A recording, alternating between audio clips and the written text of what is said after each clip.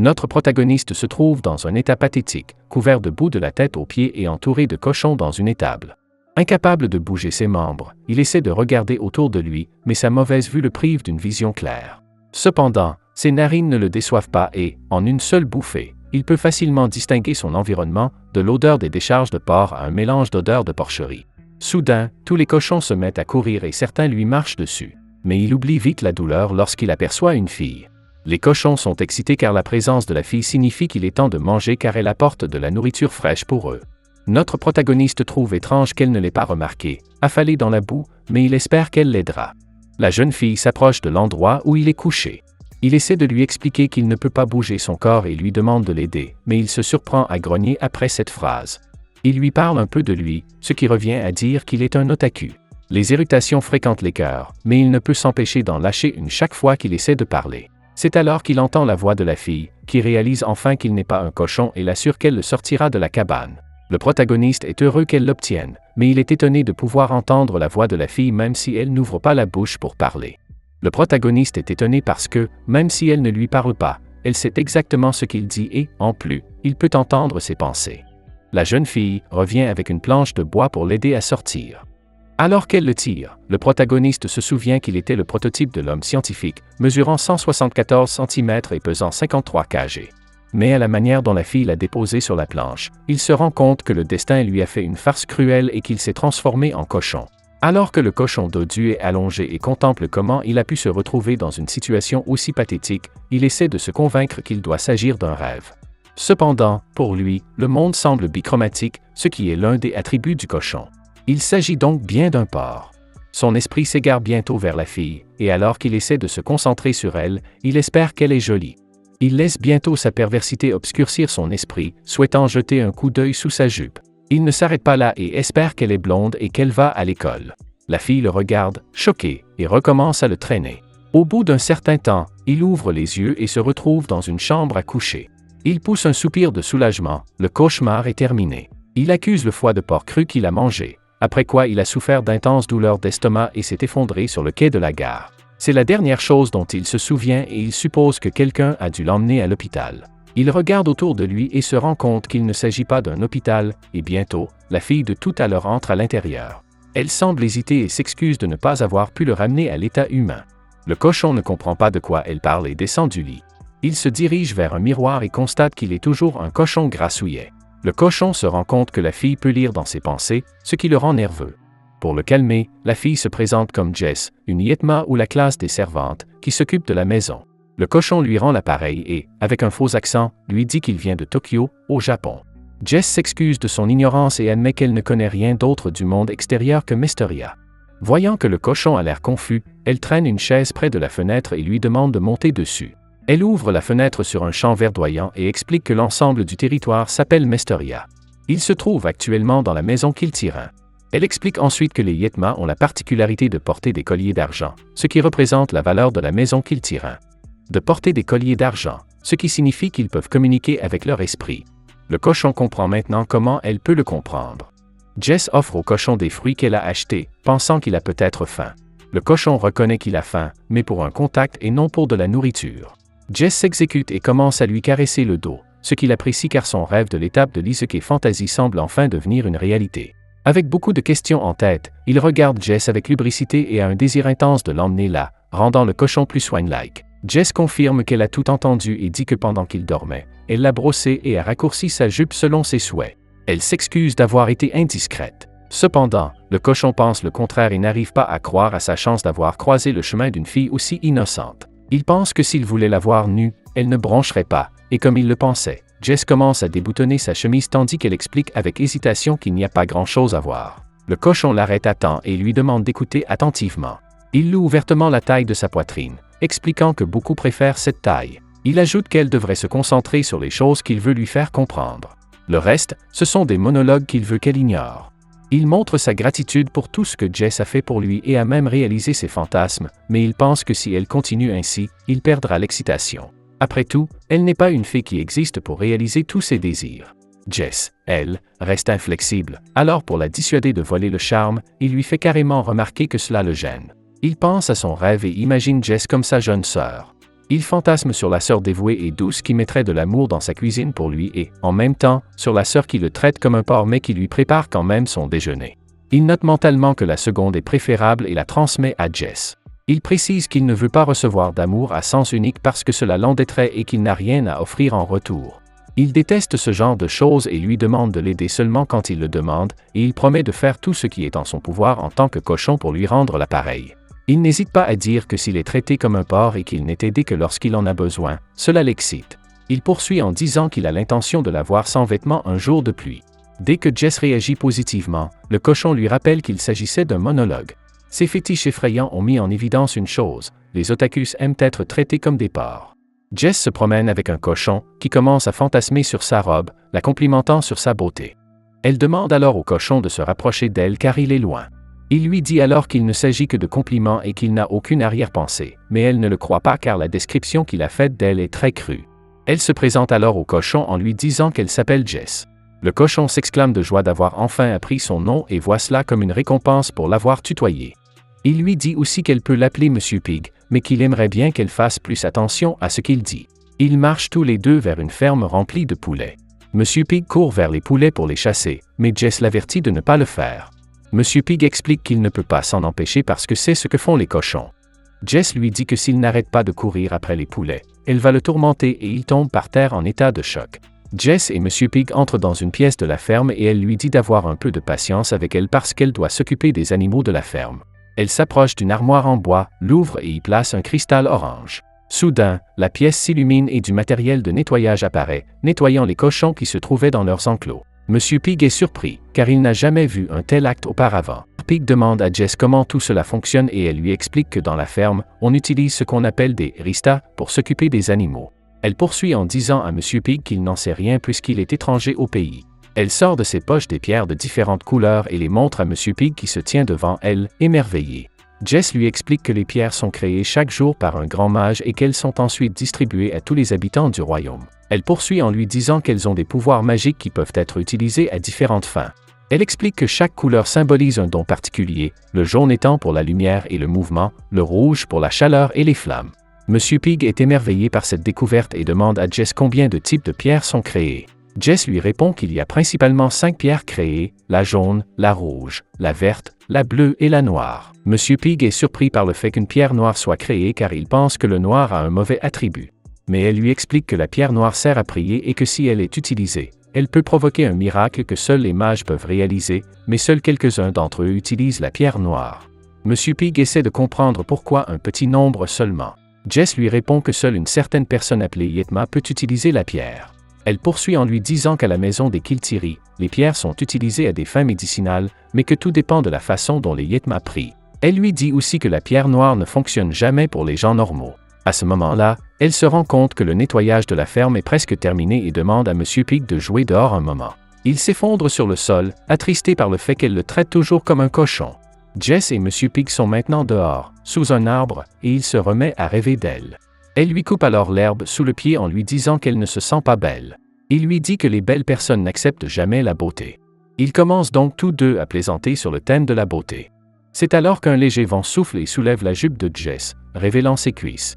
Monsieur Pig est étonné d'avoir enfin un aperçu de ses cuisses et continue à la traiter d'ange. Mais elle lui dit d'arrêter de la complimenter et qu'elle se sent gênée à chaque fois qu'il le fait et que si cela continue, elle va lui donner une fessée. Pour sa plus grande joie, il tourne les fesses en lui demandant de lui donner une fessée, mais elle se détourne de lui. Elle dit à Monsieur Pig qu'il est gentil à l'intérieur, mais Monsieur Pig lui demande si elle n'a pas été entourée de gens méchants. Elle lui répond que non, qu'elle n'a pas eu l'occasion de se faire des amis parce qu'elle était servante et qu'elle est contente de l'avoir rencontrée. Monsieur Pig essaie de savoir ce qu'elle fait de son temps puisqu'elle n'a pas d'amis. Jess continue à dire à Monsieur Pig qu'elle lit des contes de fées pendant son temps libre et Monsieur Pig est perplexe parce qu'ils ont tous les deux les mêmes centres d'intérêt. Jess raconte à Monsieur Pig qu'elle rêve de voyager et de rencontrer un prince.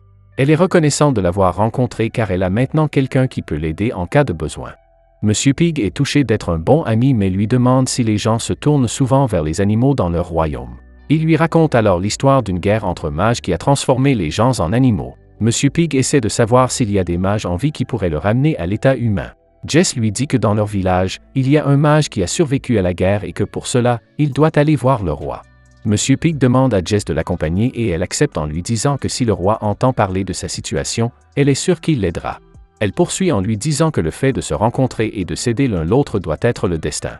Elle s'assoit sur le sol en dévoilant ses sous-vêtements. Monsieur Pig lui dit alors qu'elle ne peut pas montrer ses sous-vêtements, même s'il n'est qu'un cochon. Elle se lève en pleurant et en s'excusant de l'avoir fait voyager en se déshabillant, mais il lui dit que ce n'est pas grave et que la prochaine fois, il voudra voir quelque chose de plus intéressant. Jess demande au cochon d'attendre qu'elle se change. Au début, le cochon est alarmé par le fait qu'elle va se changer avant lui et ses hormones commencent à danser. Jess s'amuse de son empressement et sort un corset. Il quitte bientôt le manoir et Jess s'excuse de lui avoir joué un tour. Le cochon dit qu'il s'attendait juste à la voir dans une tenue différente, oubliant totalement qu'elle peut lire dans son esprit et dans ses sales pensées. Jess lui montre la maison et lui dit qu'il s'agit de la ville de Kiltiri. Ils arrivent bientôt à la ville, et le cochon est étonné de voir l'animation qui y règne et la compare à un festival. À ce moment-là, une boutique attire son attention et il interroge Jess. Jess lui explique qu'il s'agit d'une boutique de Rista et qu'en raison de leur prix élevé, la sécurité est renforcée. Ils arrivent à l'entrée d'une ruelle sombre et le cochon demande ce qu'ils font là. Jess lui demande de rester à proximité. Elle lui dit que les Yetmas ne se contentent pas de lire dans les pensées des gens, mais qu'ils peuvent communiquer leurs pensées intérieures, et elle lui déconseille de parler à voix haute. Alors qu'elle s'apprête à entrer dans la ruelle, le cochon l'arrête, inquiet pour sa sécurité. Mais Jess lui assure qu'elle est en sécurité car le corset qu'elle porte l'emblème de la maison Kiltirin. Personne n'osera l'attaquer. Étonnamment, le cochon joue le rôle de son gardien et, ensemble, ils s'engagent dans la ruelle.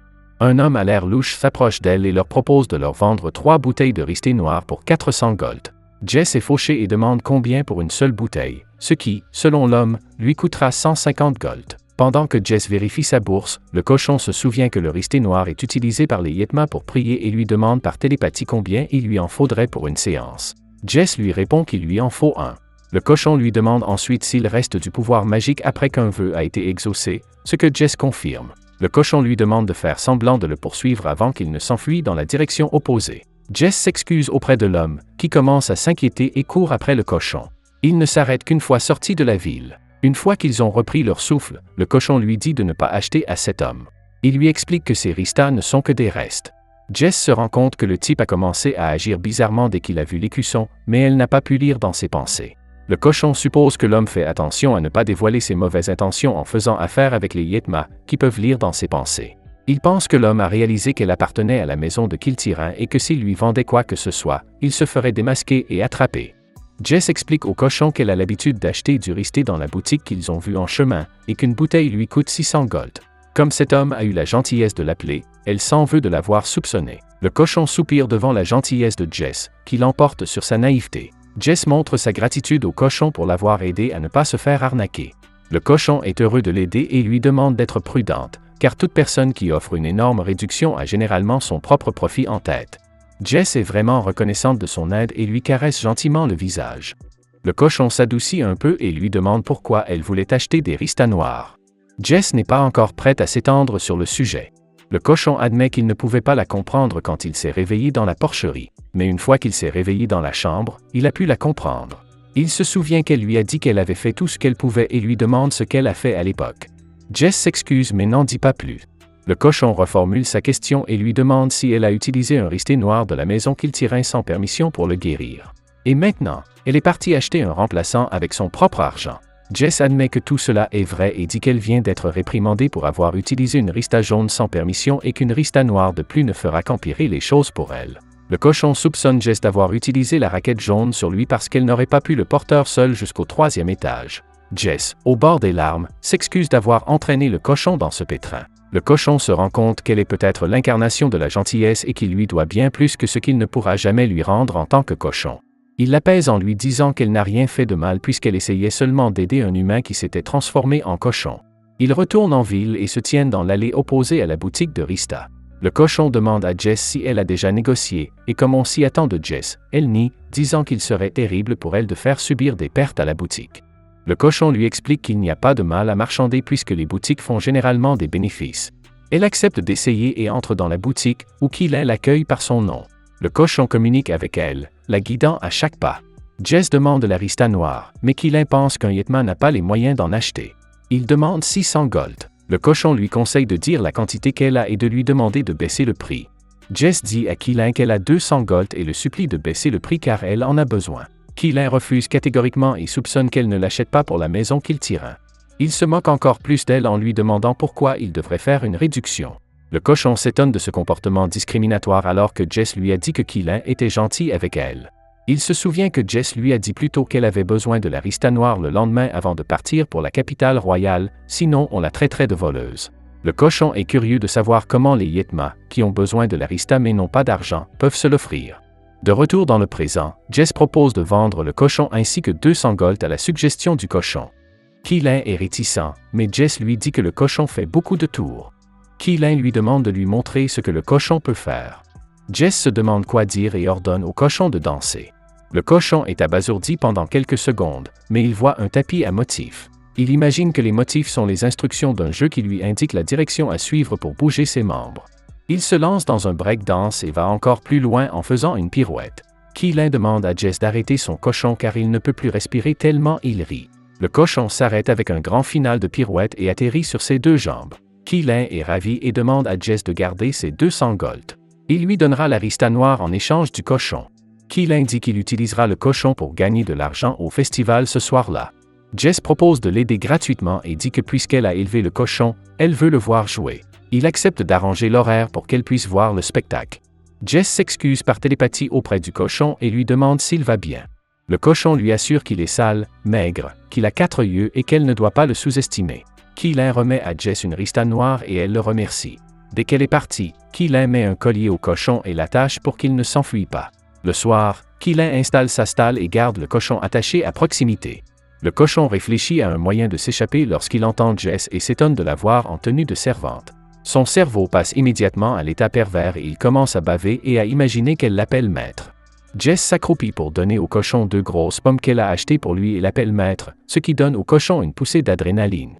Une fois qu'il a fini de manger, il demande à Jess si elle va retourner à la maison qu'il tire, et elle répond qu'elle doit faire ses valises pour le voyage. Le cochon lui demande de le retrouver sous le grand arbre où elle l'a emmené le matin. Il va mettre au point son plan d'évasion et la retrouvera au lever du soleil. Il assure à Jess de ne pas s'inquiéter et qu'il va s'en sortir. Jess sourit et dit qu'elle lui fait confiance. Les festivités battent leur plein et les gens ont l'air heureux, sauf le cochon. Il remarque que Jess travaille comme une armée à elle seule pendant que les hommes de Keelan font des bêtises.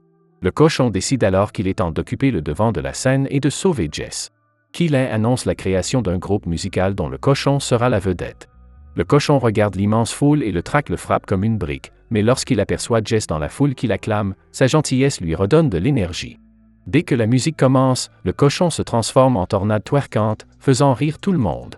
Le cochon termine sa performance par un saut dans la foule, qui se termine par un face-plant et une torsion de la jambe. Jess se précipite pour voir s'il est blessé, mais le cochon lui dit par télépathie qu'il va bien. Keelan, voyant une foule immense, demande à Jess de rentrer chez elle, car ses hommes peuvent prendre le relais. Le cochon lui promet de la retrouver sous l'arbre géant. Après le départ de Jess, Keelan s'occupe d'autres affaires. Le cochon en profite pour faire semblant de ne pas savoir danser alors qu'il est attaché par un collier. L'un des clients demande à ce qu'on lui enlève son collier. Les hommes de Keelan commencent à vendre une bouteille pour chaque demande, et les clients sont de plus en plus ivres. Keelan revient pour trouver tout le monde évanoui et le cochon est introuvable. Le cochon parvient à se rendre dans la ruelle et entend le marchand de Rista qu'il a rencontré plus tôt parler à un homme louche de l'élimination de Jess. Le marchand de Rista dit qu'il n'a pas les moyens de se payer un chasseur de Yetma, ce qui met en colère l'homme louche, qui le plaque contre le mur en lui posant un ultimatum. Le cochon se fige de peur mais parvient à se ressaisir car il doit sauver Jess. Il perd le gars de vue, mais se souvient alors qu'il a des pouvoirs de cochon, une vision améliorée et un nez puissant. En voyant le couteau qu'il porte, le cochon prend un raccourci dans les bois pour atteindre Jess avant que le gars ne le fasse. Il atteint la maison et tente de communiquer avec Jess, mais il n'arrive pas à la joindre. Soudain, il se rend compte que les méchants ne vont pas s'attaquer à Jess à l'intérieur de la maison. Au contraire, ils attendent qu'elle parte. Le cochon sait où chercher Jess et se précipite à leur point de rendez-vous, où il trouve Jess endormie sous l'arbre géant. Elle est déjà là pour ne pas faire attendre le cochon à l'aube.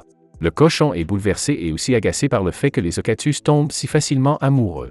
Il décide qu'il ne laissera personne poser le moindre doigt sur Jess et qu'il la protégera par tous les moyens. Il réveille Jess et lui explique le danger qu'elle court. Malgré tout, Jess est plus préoccupée par le fait que si elle n'est plus là, comment le cochon reprendra-t-il sa forme humaine? Ensemble, ils commencent à réfléchir à un moyen de survivre, et le cochon propose à Jess de parler du trafiquant à la maison qu'il tient et de les faire arrêter. Mais Jess n'est pas sûre qu'ils iraient aussi loin pour elle, car elle est une Yetma. Elle finit par révéler qu'elle ne retournera pas au manoir. Après avoir réfléchi, le cochon demande s'il y a un endroit à la ferme où ils peuvent enfermer quelqu'un. Jess se souvient qu'il y a un entrepôt de maçonnerie qui peut être fermé à clé de l'extérieur. Il élabore un plan et conduit le trafiquant vers un feu de camp pendant que Jess récupère la clé de l'entrepôt. Le cochon a l'intention d'utiliser la lumière du feu de camp pour aveugler le trafiquant grâce à une astuce d'adaptation de la lumière. Pendant ce temps, Jess ouvre l'entrepôt et le cochon conduit le dealer à l'intérieur, mais une fois à l'intérieur, il voit une issue de secours qui pourrait tout gâcher. Le cochon passe donc en mode offensif et entrave la bonne jambe du dealer.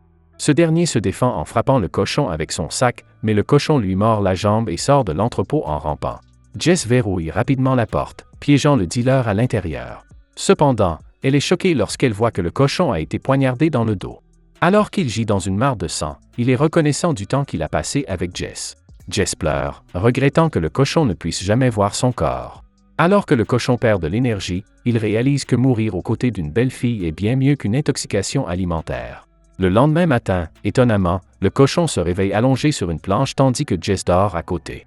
Jess se réveille après s'être cogné la tête sur la planche à cause des mouvements du cochon.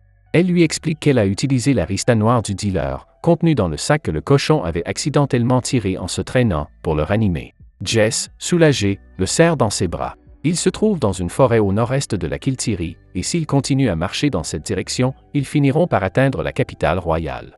Ils se mettent bientôt en route, et le cochon insiste pour que Jess monte sur son dos, car c'était son rêve d'enfant d'avoir une douce fille aux jambes nues à ses côtés. Comme c'est la première fois que Jess monte sur son dos, elle ne peut s'empêcher de se sentir chatouillée dans les endroits inconnus. Le cochon commence à s'énerver et lui demande de s'asseoir en mettant son poids sur ses mains. Jess s'exécute, mais la sensation persiste, ce qui stresse le cochon qui ne veut pas que sa colonne vertébrale lui montre ce que sera sa première fois. Il lui demande de changer de position et elle trouve un endroit confortable. Bientôt, il rencontre un animal bizarre avec le corps d'une autruche et le visage d'une chauve-souris. Jess lui explique qu'il s'agit d'un écripon, un animal commun à Mesteria. Jess explique l'importance de cette créature bizarre dans les mythes de Mesteria, ce qui déclenche une conversation sur les loisirs. Le cochon dit qu'il aime aussi lire, même si son vrai hobby est de regarder des animés et de lorgner sur les jolies filles. Il dit qu'il aime les histoires mystérieuses et décide de raconter une histoire à Jess, qui n'est pas familière avec ce genre. Jess admire son sens du détail et le cochon admet qu'il a remarqué son comportement secret, mais lui dit qu'elle n'est pas obligée de révéler quoi que ce soit si elle ne le veut pas. Cependant, il est curieux de savoir pourquoi elle a acheté une rista noire juste avant de le rencontrer. Et la raison pour laquelle elle a essayé de faire passer le voyage pour une course alors qu'elle ne retournait pas à la maison qu'il tira. Jess semble mal à l'aise, et quand elle parle enfin, elle demande si le cochon l'accompagnera toujours à la capitale royale après avoir entendu ce qu'elle a à dire. Le cochon dit oui en toute confiance, car il n'a pas le choix, sinon il devra passer toute sa vie à vivre comme un cochon. Jess prend son temps, et après quelques minutes de silence, elle révèle qu'elle se rend à la capitale royale pour s'offrir, sinon elle mourra en route. Elle explique qu'à Mesteria, les Yetma qui atteignent l'âge de 16 ans quittent le foyer qu'ils servent et doivent se rendre à la capitale royale par leurs propres moyens. Au cours du voyage, la plupart perdent la vie à cause du collier d'argent, qui possède une magie incroyable, ce qui en fait un objet de convoitise pour les chasseurs de Yetma. Mais comme ce pouvoir magique protège le collier, celui-ci ne peut être enlevé que si quelqu'un la décapite. Jess pense que le cochon va vouloir la quitter maintenant que la vérité a éclaté, mais à sa grande surprise, le cochon refuse de se séparer d'elle et promet d'utiliser toutes ses connaissances pour la protéger du danger. Il affirme qu'il l'accompagnera jusqu'à la capitale royale et qu'il se retransformera en humain. Après quelques heures de marche, Jess s'endort sur le cochon tandis que celui-ci commence à élaborer des stratégies et à réfléchir aux dangers qui les guettent. Ils atteignent bientôt un village et le cochon réveille Jess. Elle est gênée de s'être endormie, mais le cochon lui demande de ne pas s'inquiéter.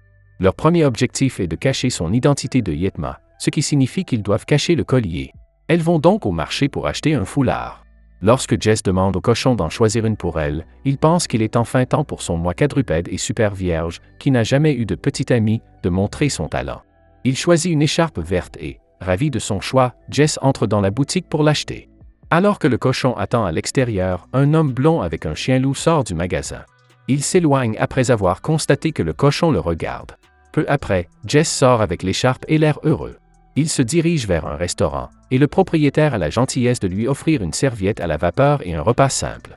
Elle envoie Cérès, une Yetma, la chercher pour Jess, et bien que Jess porte un foulard, la femme voit clair dans son jeu mais ne se laisse pas décontenancer et lui offre même un endroit où passer la nuit.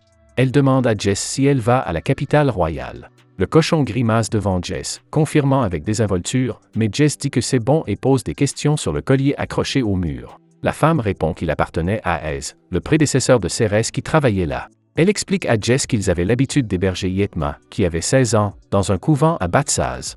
Jess se souvient avoir entendu parler de ce couvent et est curieuse de savoir si Ez est décédé dans l'incendie qui a eu lieu il y a 5 ans, mais la femme lui dit que les chasseurs de Yetma ont enlevé Ez. La raison de l'incendie reste inconnue. Cependant, un chasseur a repris Ez aux chasseurs de Yetma et est la fierté de son village. Pendant ce temps, le cochon laisse presque échapper ses fantasmes, ce qui éveille les soupçons de Cérès. Jess part bientôt avec le cochon et Cérès pour offrir des fleurs sur le lieu de la tragédie. Pendant qu'elle ramasse les fleurs, Cérès demande à Jess si le cochon est son ami. Jess confirme et dit à Cérès qu'il s'agit en fait d'un garçon de 19 ans. Une fois qu'ils auront atteint la capitale royale, elle espère obtenir l'aide d'un mage pour rendre au cochon sa forme humaine. Alors qu'ils se dirigent vers les ruines du couvent, Jess s'accroche à son écharpe, symbole du soutien qu'elle a trouvé. Il lui rappelle qu'elle n'est pas seule et qu'elle a à ses côtés un porc en armure étincelante. Si vous voulez une suite à cet anime, écrivez-moi dans les commentaires en quel animal vous aimeriez vous réincarner et quel pouvoir vous aimeriez avoir.